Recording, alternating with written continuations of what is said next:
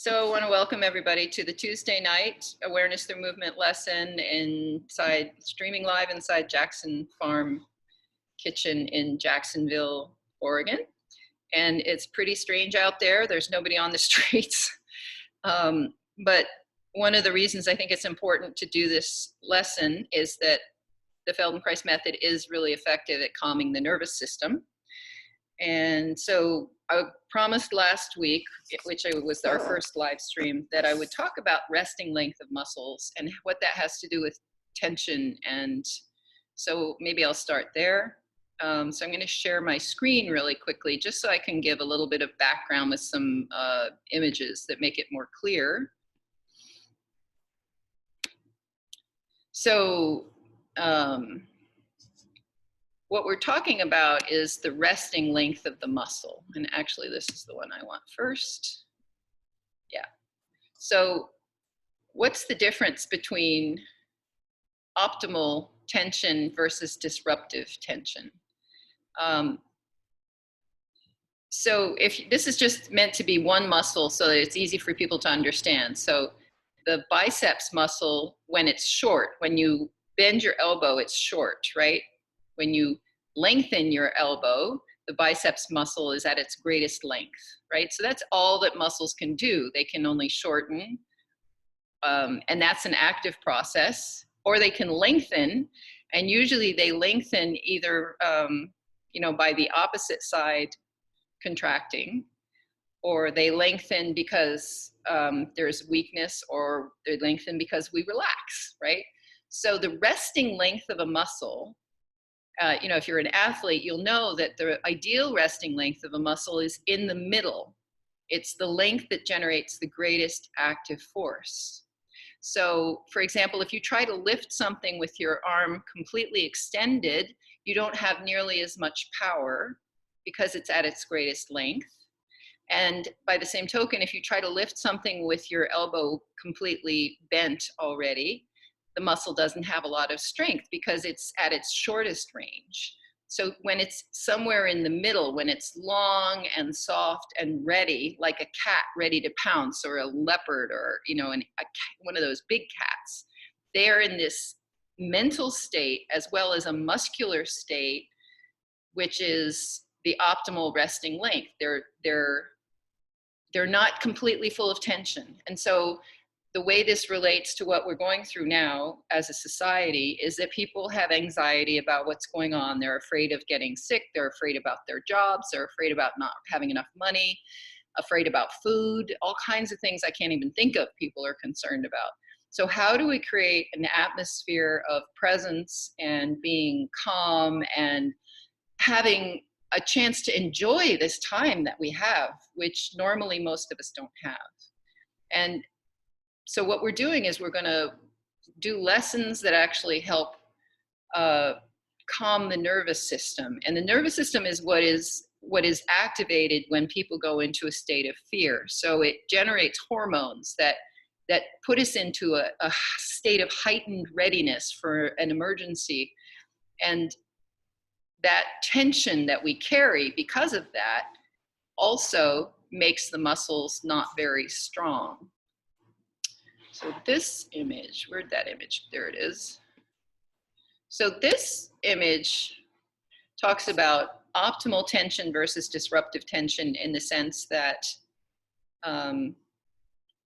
if we have excessive tension from anxiety, or from working too hard, or from years of grief, that means that the resting muscle length is too short to be powerful.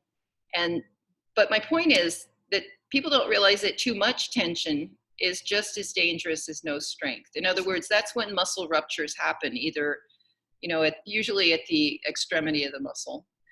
And so the resting length of a weak muscle is usually long, and it's too long to be of use. So combined, both of these patterns are perceived by the nervous system as weak. So when people try to lift something, like they bend over to pick up a tissue and their back goes out, it's not because the tissue is heavy, right? This has been going on for years, that they've been having what we call, in Feldenkrais terms, excessive tension in the nervous system, below the level of conscious awareness for years. And so if you look at these diagrams, these drawings that somebody made, the one on the far right shows excessive, this is like a hyperarousal pattern. When somebody is in shock or fight or flight mode, all the extensors along the back of the body shorten, and the flexors on the front of the body, which, I mean, I'm speaking in general terms, I'm simplifying things. So, you know, it's not meant to be scientific, it's meant to be easily understood. So a fight or flight pattern often causes this kind of a shortening of the extensors, which means that your lumbar spine is going to be short. And when you lie on the ground, as we do in the awareness through movement lesson, you'll do an initial scan and you'll notice that your lumbar spine may be an inch or two off the ground because you have some kind of unconscious tension pattern going on. And when you move with awareness and presence and you start to calm yourself and calm the nervous system, then what happens is that over time, your back starts to get closer to the floor because the muscles between your neck and the base of your spine actually lengthen. But, you know, when these other images are actually also interesting because they show that, you know, there are permutations of this. Like a person could have a lot more tension on one side. Like in this image in the middle, let's say the person was really short on the left side of the body because they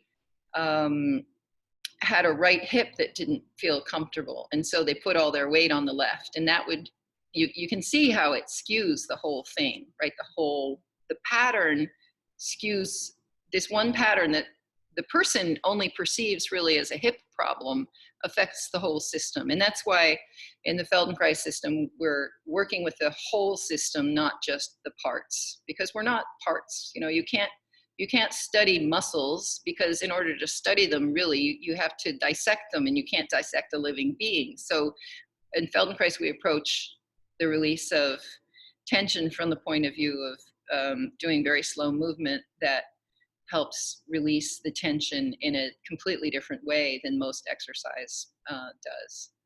All right, so maybe what I will do is stop the screen share and just give the lesson from here. So I want to encourage you at this point to lie down and find a place where you can lie flat on the floor. If you have a quilt or a mat of some kind, lie flat on the floor with your arms and legs long, and just take a few minutes to notice your breathing and to slow your breathing.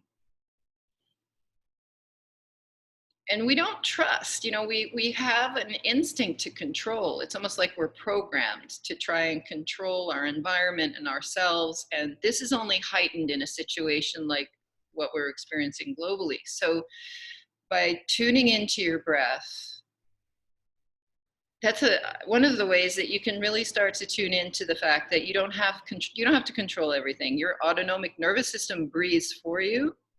And if you take a deep breath in and you wait, at some point your autonomic nervous system is going to say, oh, time to breathe, let's do it, and it will breathe. So just take in a few breaths and wait. Let your nervous system have its way with you and trust the process. So you start to trust that you can trust your perception. This is like so empowering, this method, because it teaches people to take ownership again of the fact that, you know, I don't have to be dependent on external sources for everything. My body will breathe when it needs to. And if we give it downtime, which is what this is, it will heal itself if it needs to. It's just that in our normal lives, we don't give it time to do that. So bring your attention to the way that your body is contacting the floor. Where does it feel pokey and hard and uncomfortable? And are there places where you can feel that a broader expanse of yourself is on the floor? So bring your attention to your heels and notice if the back of your heel is contacting the floor in the same way on the right side as the left side. Is there something about one knee that might be more turned out than the other? Can you feel your pelvis on the floor, or is it kind of vague? And as you scan into your low back, do you feel that your lumbar spine is an inch or two off the floor? Or is it maybe not the same on each side?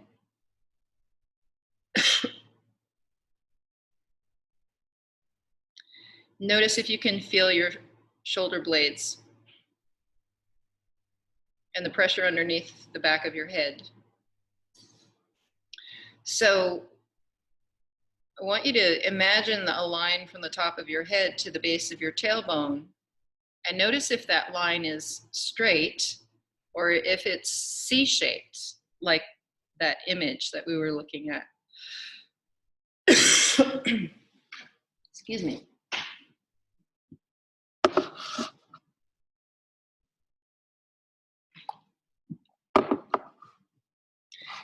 So another way to think about that is, do you notice that your head is closer to one shoulder than the other?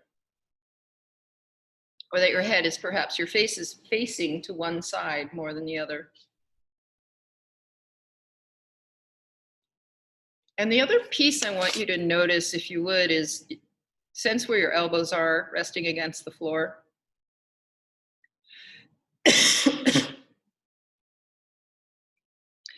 And bring your hands to your belly as you breathe in slowly.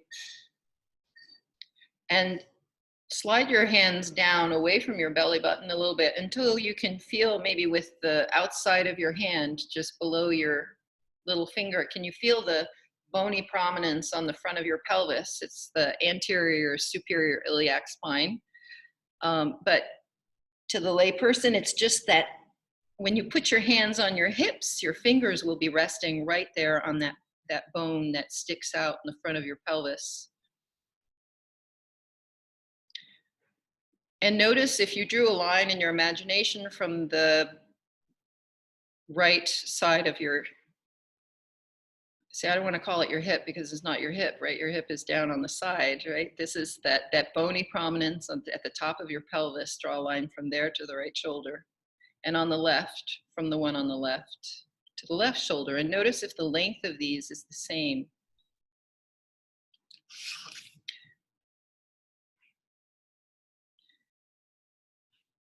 And then when you're ready, if you would, could you bend your right knee, stand your right foot in the laziest way possible, which means to just slide it, right? Because it's much more work to challenge gravity and lift it up in space. Just, if you can, slide your foot towards yourself so your knee is bent, facing the ceiling or closer to the ceiling. And put your right hand on your forehead, perhaps with your thumb up towards the top of your head and your little finger just above your eyebrow.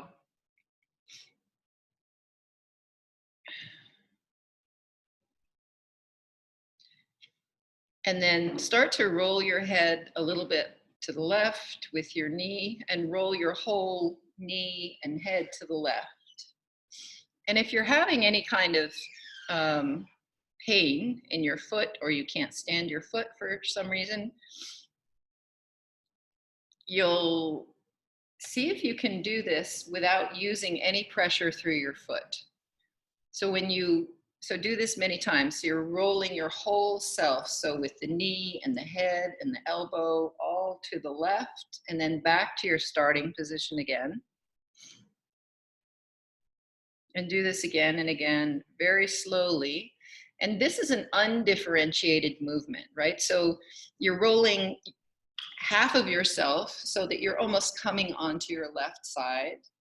And notice at what point are you completely on your left side, and at what point are you just sort of almost on your left side. And then at what point are you just resting completely on your back, which would be your starting position.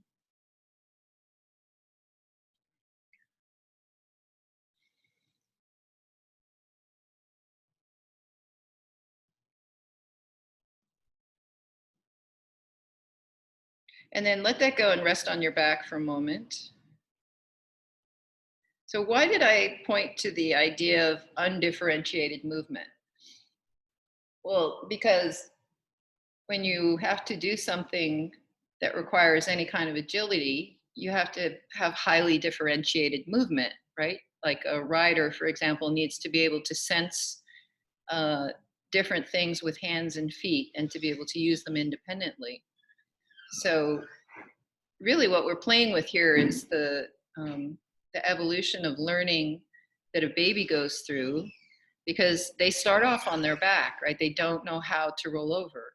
And so they first start with very undifferentiated movements until they learn how to make differentiations. So what is a differentiated movement is kind of the question that leads us into. So if you would go back to the position where you stand your right foot so that your knee is bent and your hand is on your forehead. And in Feldenkrais, we don't demonstrate the movements because part of you figuring it out makes it this treasure hunt where you're learning to solve movement challenges within yourself. And now, rather than rolling both your knee and your head to the left, just roll only your head and allow your elbow to go with you and keep your knee. See if you can do this without pushing through your foot. So this is really one of the things that happens with babies, is that they don't know how to control their hands and feet. So they do more from the core of themselves than adults do. So could you find it within yourself to initiate the movement from the center of yourself, as if you didn't really know how to push through your foot?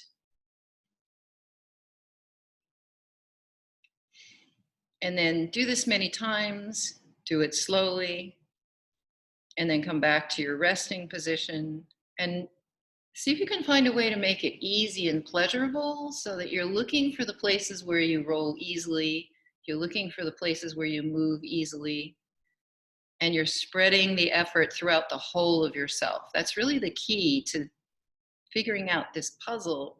How do babies roll if they don't really know how to push through their feet? They don't know how to use leverage. They don't really understand how to use ground forces in the way that adults do. But we don't really understand how we use them. We use them mindlessly, right? So this is about finding a middle ground between not knowing and being completely oblivious to what we know.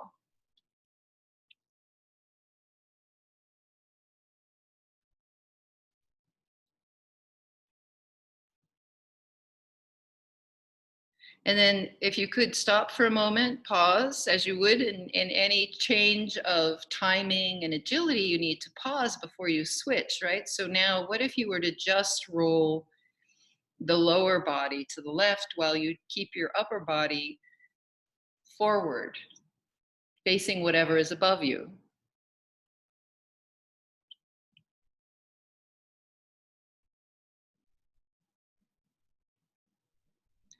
And notice what you do with your eyes. Can you attend as your eyes, as your upper body is still, your lower body is rolling to the left, your eyes follow your knee, or do they stay still? What do your eyes do when you're not really aware of it? And can you breathe freely when you're doing something that's new and unusual?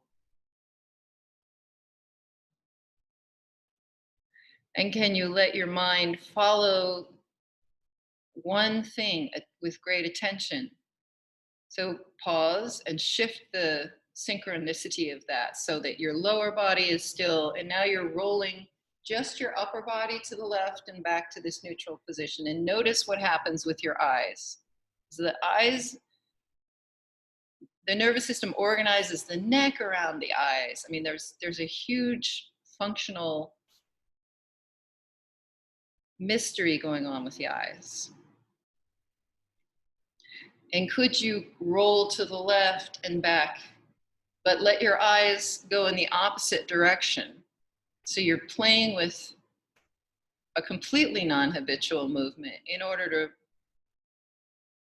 change the pattern. And do this many times at your own pace. So you may notice that your eyes want to follow your elbow, which is why I wanted you to sort of draw attention to your elbow. But could you track what your elbow is doing while your eyes are going in the opposite direction? And that might mean even taking your eyes, thinking about that point on the front of your pelvis, right? Because that's a point that's staying static if your lower body is still. And then when it's just all like enough already, just give it a rest, completely let go, stop, let your arms and legs go long, and just experience being still.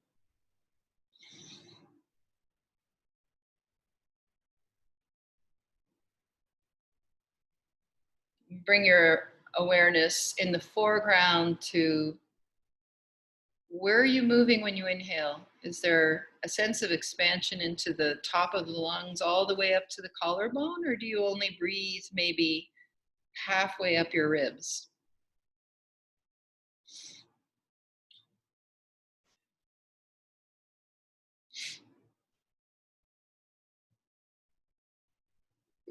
Can you feel yourself breathing sideways? In other words, we talk about the rib cage, and it's such an unfortunate expression because there are little tiny muscles in between each and every rib, and they expand and contract, or they have the capacity to. So that's why I wanted to start talking about resting muscle length, because really what we're talking about is what's normal. Most of us live with so much tension, especially if there's been trauma, especially if we're living in an atmosphere of fear and anxiety, that our muscles are clenched below the level of conscious awareness. And so we're exploring what's optimal. Like what's optimal is being able to, what would it be like if you could breathe forward and up and sideways in all directions every time you inhale?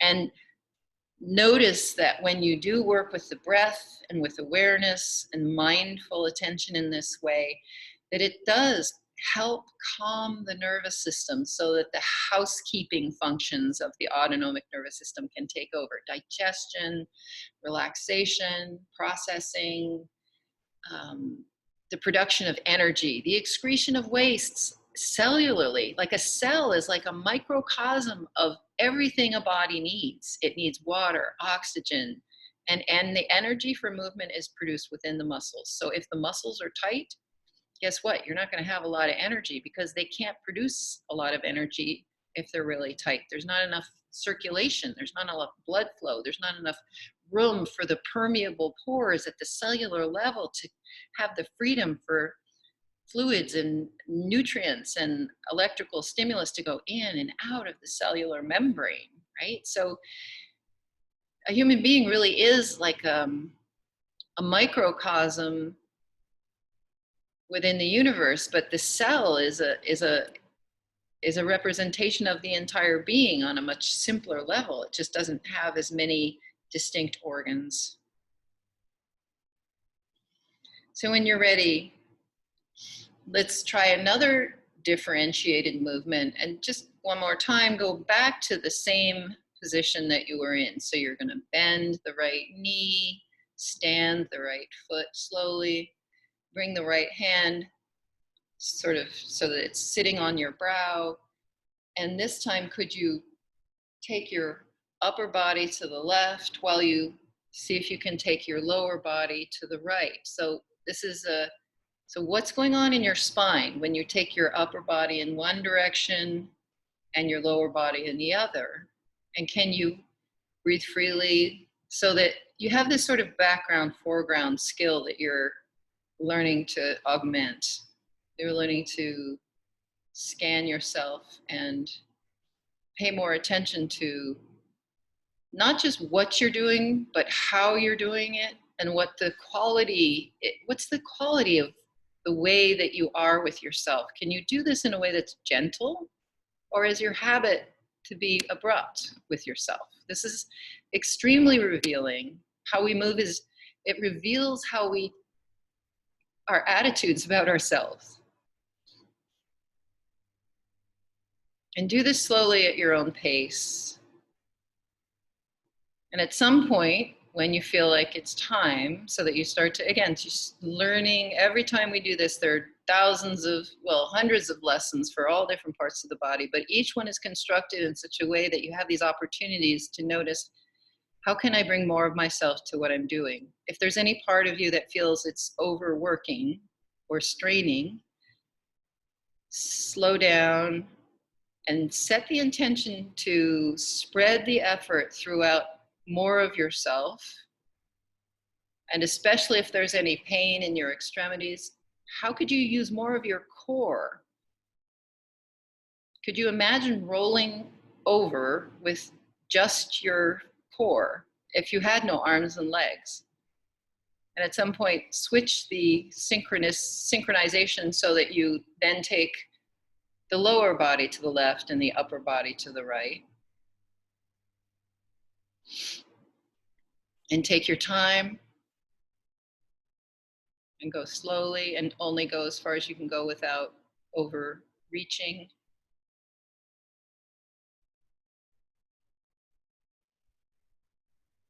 And do this until you feel like it's clear. So what we're seeking, it's not about volume, right? It's about, how can I have a sense of what I'm doing? How can I fill out the full map of myself? Because it's the blind spots that we have that cause injuries as well. And when you're ready, just take a break, take a rest.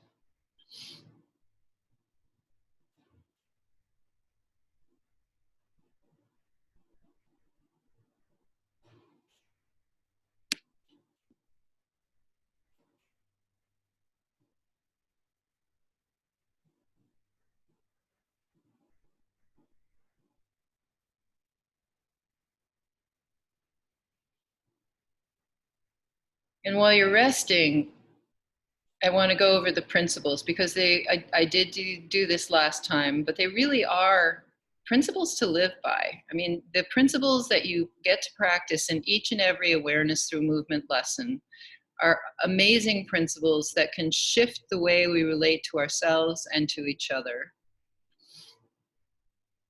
So maybe I'll just read through those while you're taking a little break before we shift to the other side. And another thing I could do is screen.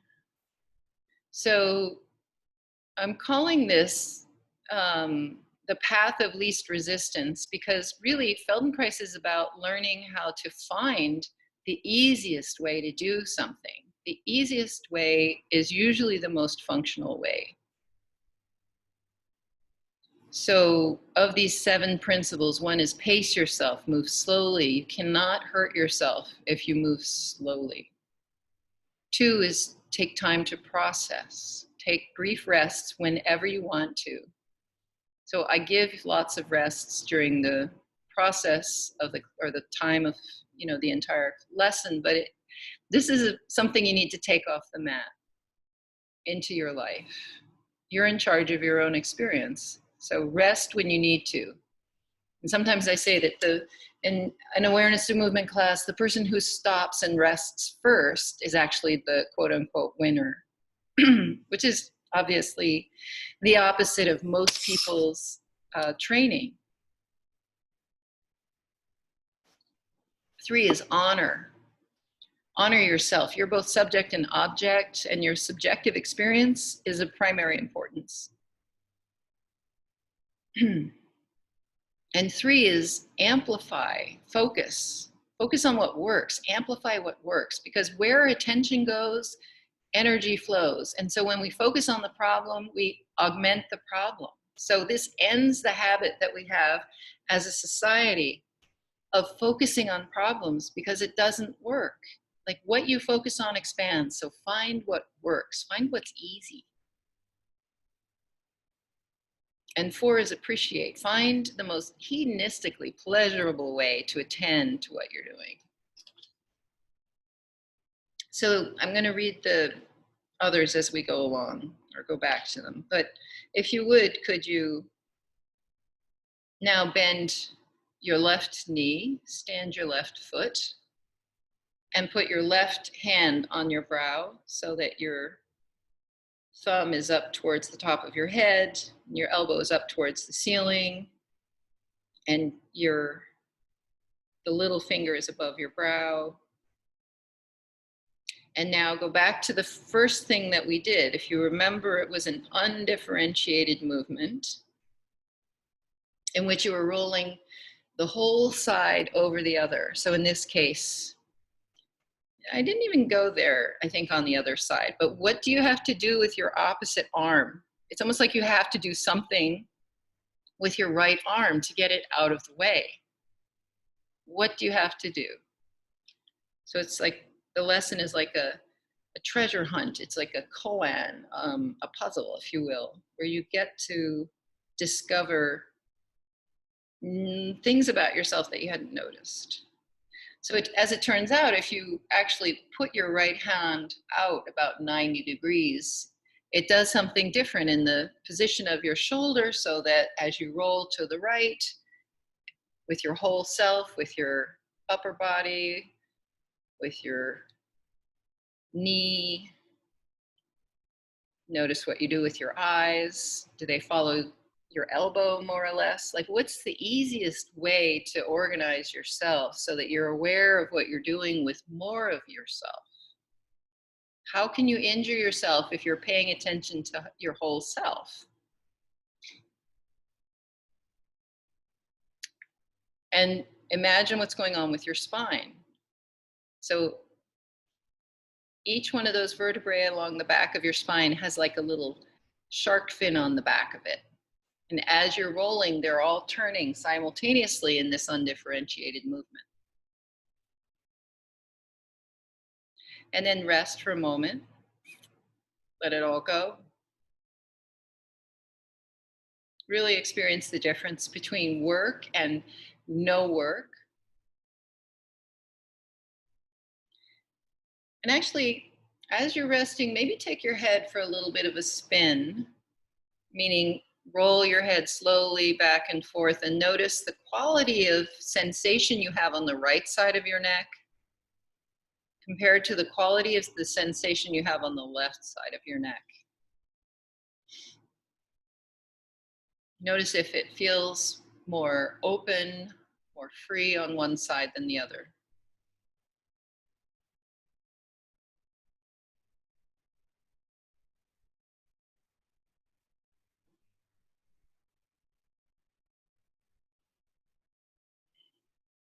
And then the fifth principle is to observe what you're doing as you're doing it. And most of us are trained to respond to what other people expect, to respond to our environment. And this is a training where you learn how to put yourself first, in the sense that your primary environment is your body. And if we ignore our primary environment, where will you go if you wear out your body? Where will you live? So observe in a playful, open way that's teachable and interested in finding creative ways around pain, through pain, under it.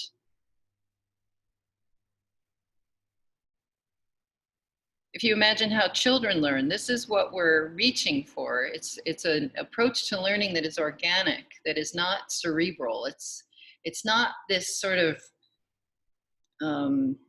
let me knock down this problem and wrestle it to the ground approach. It's how can I coax it? How can I work with it? How can I find the path of least resistance around what hurts, around the boulder, so that if I just keep finding the path of least resistance over and over again over time, that's how the Grand Canyon was worn into the incredibly, what is it? I don't know how long it is. Is it like 12 miles long or something?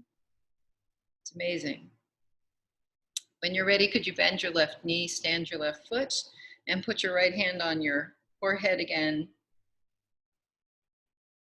And this time, just take your upper body to the right, take your elbow to the right, take your eyes to the right.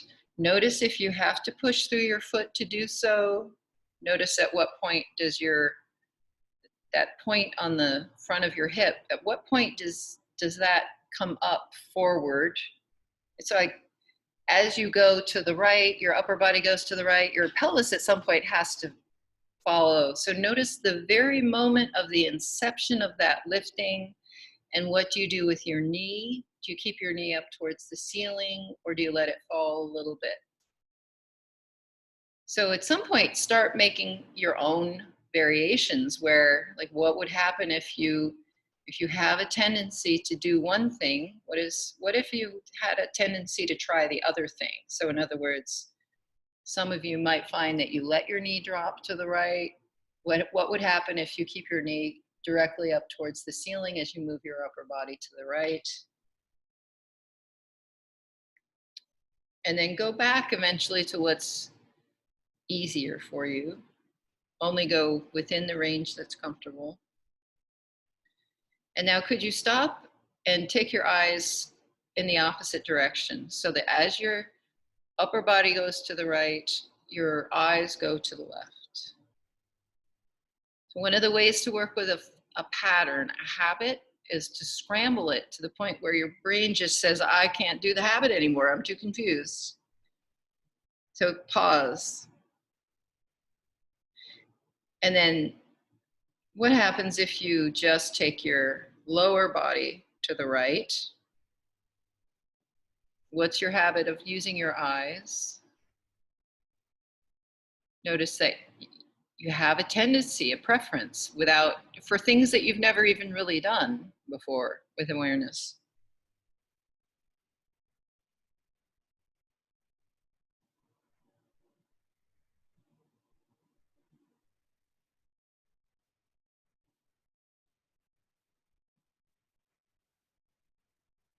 And then what happens if you pause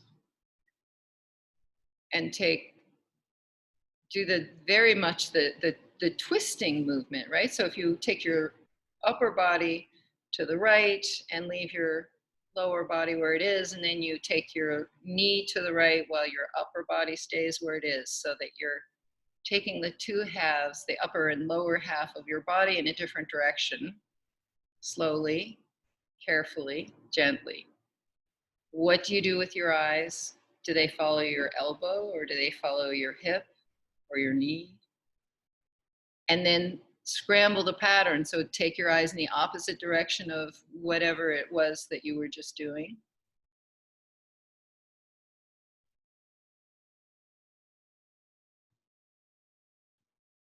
And could you reverse it?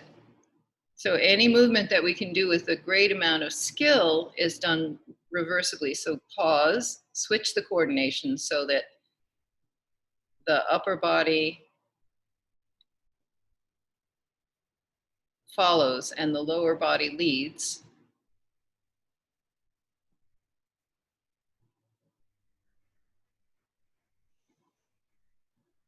And then if it feels inviting, go back to taking the whole body to the right and the whole body to the left so that you're taking a moment to just honor the preferences or the impulses. Sometimes the body feels like stretching and we don't really honor that. So this is a place to really follow the pieces of the lesson which feel more inviting to you personally and just let it go, take a rest.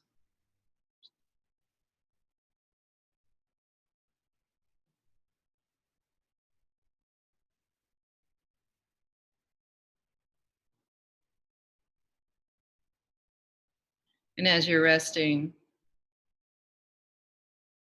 think about the sixth principle, which is really respect. So how can you respect your limitations rather than blowing through pain? Less is more in this situation. So you just you don't go to your limit, you back off from your limit.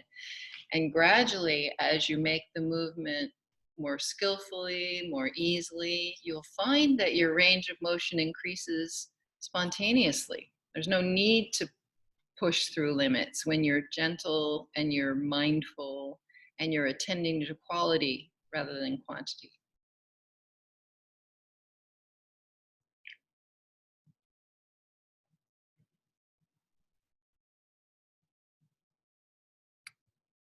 And so every lesson is also an opportunity to get better and better at the seventh principle, which is to expand, to expand your awareness. I mean, you're making your movements gradually larger, taking your time, tuning into sensation rather than volume. But more than that, you're expanding your ability to be aware of your internal environment and your external environment at the same time.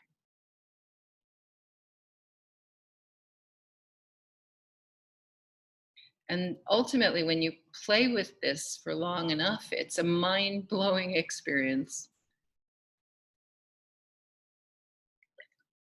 No drugs required.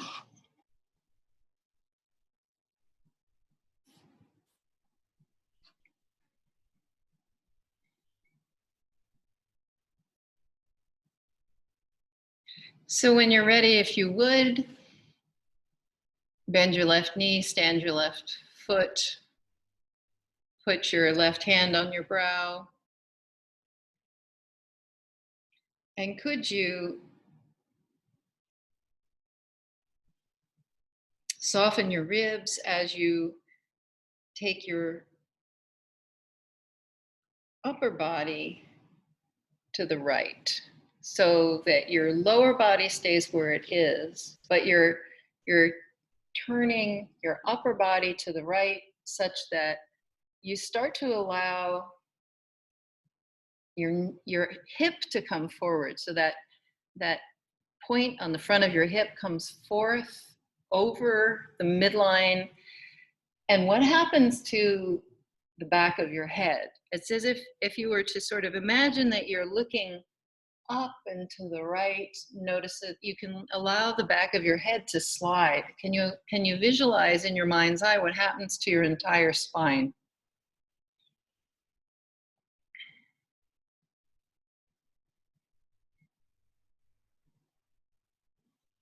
And then, of course, go back to your starting position, resting with your whole self on your back. So notice, can you imagine what's going on with the resting length, or the length of the muscles? There's a whole entire length of muscles from the base of the skull to the top of the pelvis. So as you take your body to the right and bring your hip up off the floor, so that that bony prominence in the front of your pelvis comes forward and to the right, and you're looking as if above you, which when you're lying down, whatever the wall is above your head is above you. Can you visualize the shortening of the back of yourself? And then come back and do this at your own pace. Notice where you take your eyes. And notice the sense of opening in the front of your chest and your collarbone, and the opening in this whole heart area when you come forward with the whole front of yourself. And can you breathe into that? So as you come to the right, can you take a deep breath, as if you really wanted to expand your ribs forward and upward? Because they don't just actually expand sideways, they come up. And most people only breathe into maybe 2/3 of their lung capacity, but the lungs actually go all the way up to just below the collarbones. And then let that go and rest on your back.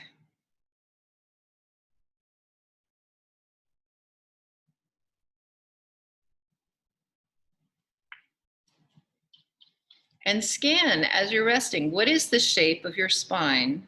So if you remember the initial scan that we did, where you were imagining the top of your head and the base of your skull, and the length of that line, the shape of that line, was it a C curve? Was it straight? What does it feel like now by comparison? So differentiation is the basis of learning, right? Without being able to differentiate straight from curved, there is no learning, right? So our sensations are the basis of learning.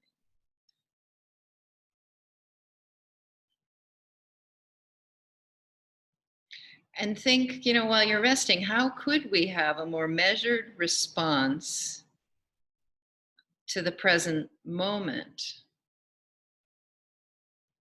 a more measured response, a more conscious, a more present, a more calm, a more relaxed response. Because when you think about the athlete, say the skier who's poised at the top of um, the slope, waiting for the bell to ring in the Olympics, right? So they're waiting for the bell to ring and they're just sort of like ready. They're teetering on the edge of a fulcrum. Yes, that's the edge. And when when the bell rings, they just shift until the path of least resistance happens. Our weight, used with gravity, creates a path that is an inevitable force that lends itself to our stability.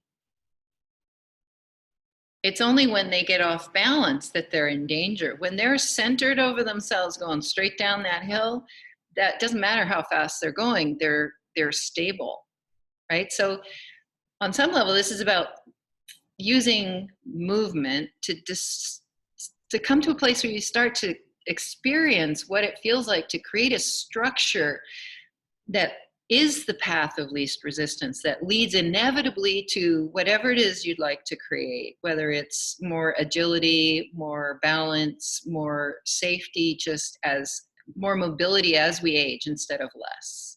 We don't have to have less ability to be, our balance doesn't necessarily have to diminish as we age.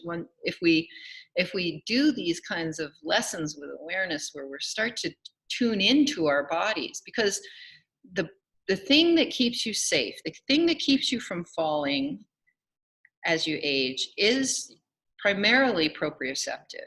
And when we tune our bodies out, we diminish our proprioceptive capacity. So when you're ready, roll your head just a little bit and notice if your chin comes closer to your right shoulder or your left shoulder, or if there's any difference in the quality of the way it feels as you roll. And then make it smaller and smaller until you stop rolling your head. And just notice if your head has changed position of its own, as if your nervous system has recalibrated where center is of its own.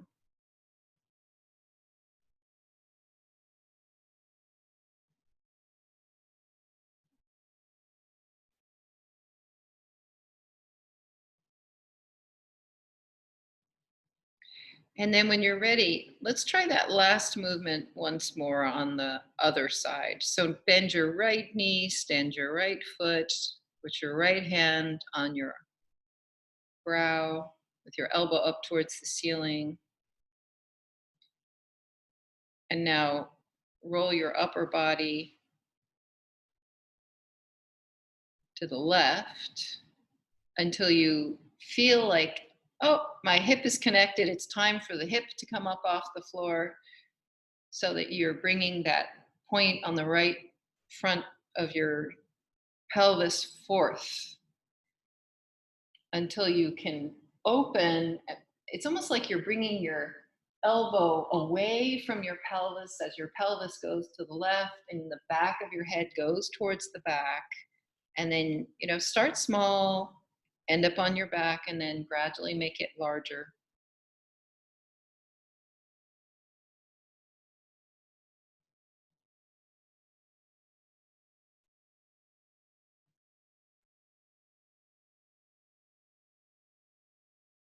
Can you track the shape of your spine as your head moves backwards? Can you imagine the length of the muscles from the back between the base of your skull and the top of your pelvis?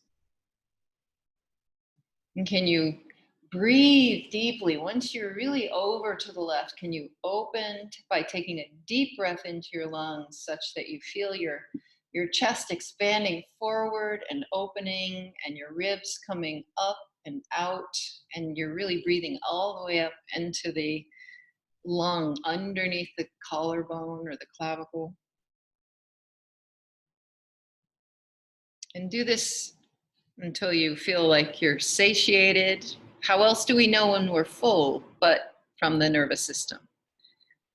Having this capacity to sense itself. Interoception. So rest on your back.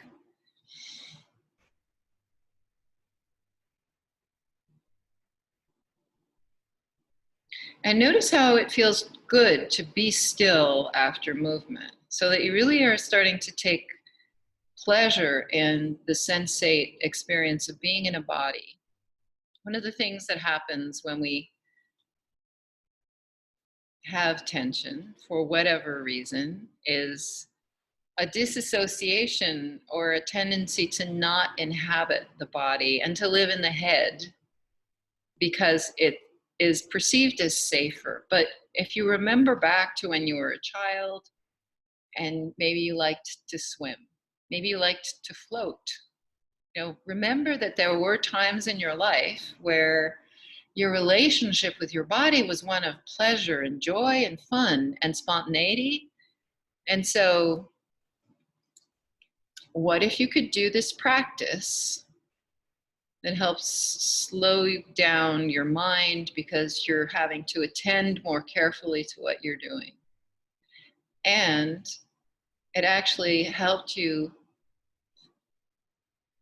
repair the relationship with your body, if you will, so that you came to have a sense that you can actually deliberately make yourself feel more comfortable and more pleasure and less tension by doing a few simple movements slowly with awareness.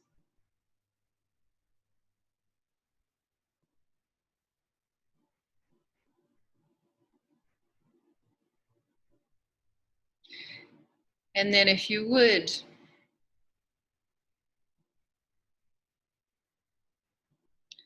just rest on your back and scan your body from the base of your feet so that you're noticing the pressure under your heels.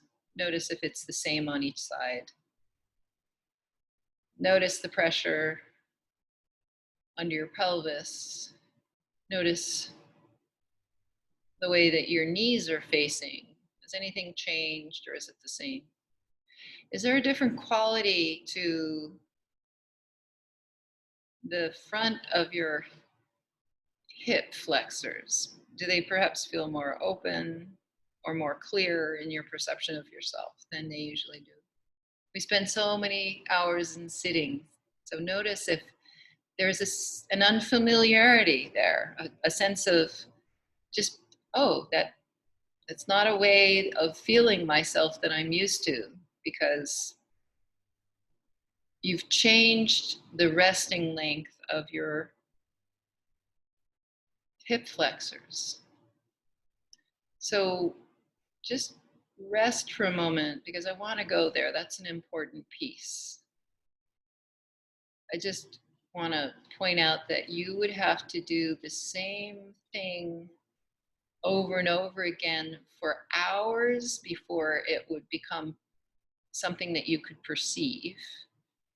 Whereas when you do it this way slowly, you can make changes in the resting length of your muscles and in how you feel relatively quickly. I mean, we've been doing small movements for less than an hour. And if you feel a difference in the way that you perceive yourself as you're scanning your body, then there's something going on here that bears looking into, bears attending to, bears sensing more.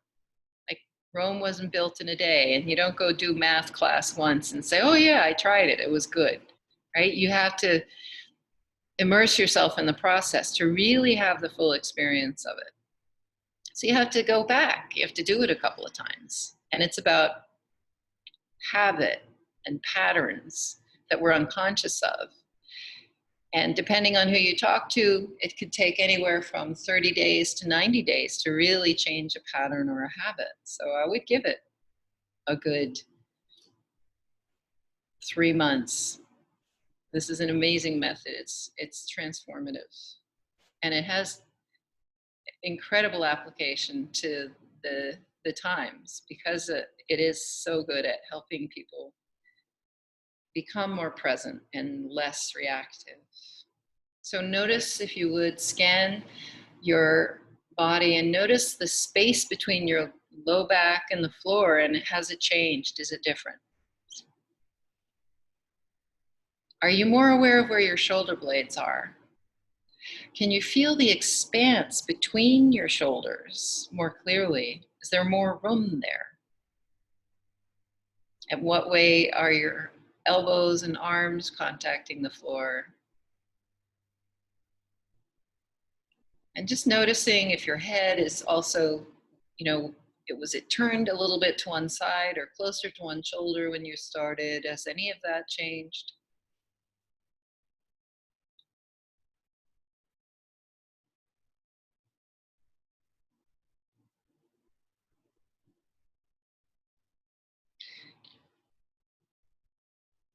And the line that represents your spine from the top of your head to the base of your skull, is it straight now in comparison to when you started?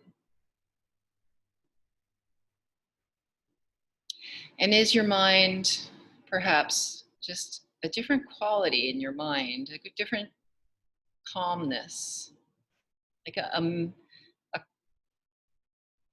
a state that I would maintain is measurable, so that we've taken you from the alpha and beta brainwave state of, our normal waking consciousness to a state of presence, which has a quality of calm awareness that is, I would maintain, measurable as much closer to a theta brainwave state. So you have this capacity to change your own state when you use your awareness with deliberate intention. So when you're ready, again, in the service of learning to expand your ability to be aware of your internal environment and your external environment at the same time, can you stand up so slowly that you can track, how do you do that? How do you do this amazing thing that if you couldn't do it, your quality of life would be diminished dramatically? Stand slowly, notice how you do it.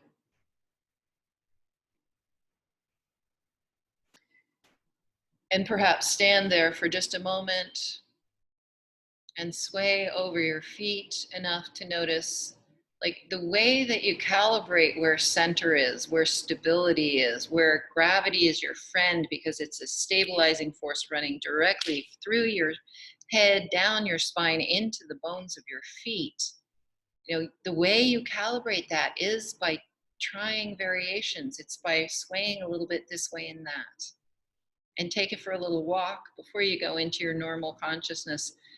Bring this level of attention and awareness into a functional movement, or a movement that performs a function that you need to be able to do every day, like walking, and just sense how good it can feel to walk freely.